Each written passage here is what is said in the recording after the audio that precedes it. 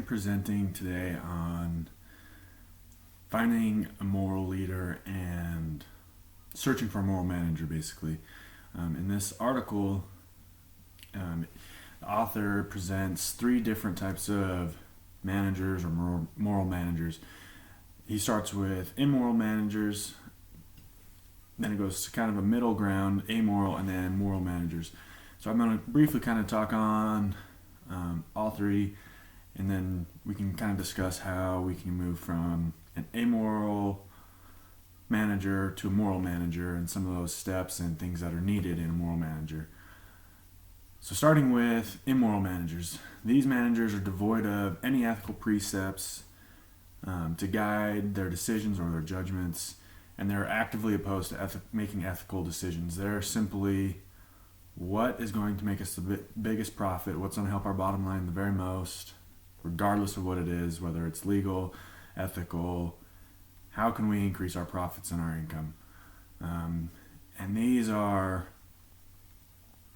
the lower end of managers, obviously. In the article, he presents a standard curve, and these managers are your lower percentile. There's not a lot, but they're still out there, they still exist. On the polar opposite of that, you have your moral managers. These managers are not only conscious of what's ethical, but they're also striving to make those ethical decisions. They have a complex of what is going to increase our profits the most, but they're also conscious and trying to please ethically, morally, if something's legal or not. They take all these separate individual characteristics and mend them all together when they make their decisions and they're managing and leading. So that leaves us in the middle ground, this almost gray area. You can say moral is straight white, they always do what's right, they know what's right, they're actively following what they believe to be ethical. You have your immoral, which is strictly in the black, where they're actively opposed to doing ethical, they're doing things that they know are wrong, but it's going to increase their bottom line, and so they're not worried about it. Then you have the gray area. This is your amoral managers, and this kind of category falls into two individuals inside of it. You have your intentional amoral managers and not intentional. And an amoral manager, they're almost a fence sitter. They know the ethical precepts and principles and things, but they're more concerned on increasing their bottom line, and they're not quite as conscious of the ethical environment they're in. And so intentional, this is when they still understand the ethical, or there might be an ethical dilemma in a decision they're making. However, they see the benefits far exceeding the drawbacks to it, and so they still proceed with it. Whereas unintentional, they make a decision and they're just not aware of the ethical consequences or dilemmas to that decision. And so how do we get our amoral managers to be more conscious and move them into a moral managing realm?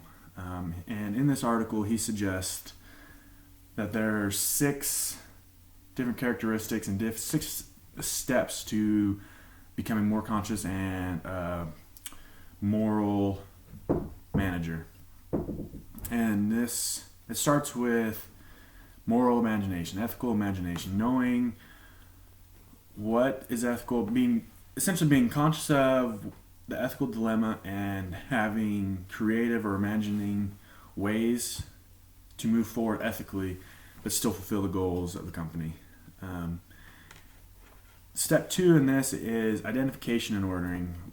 If these amoral managers, if they can't identify these ethical dilemmas or they can't order the priorities of it, then being able to imagine any creative ethical decision is going to be useless, essentially.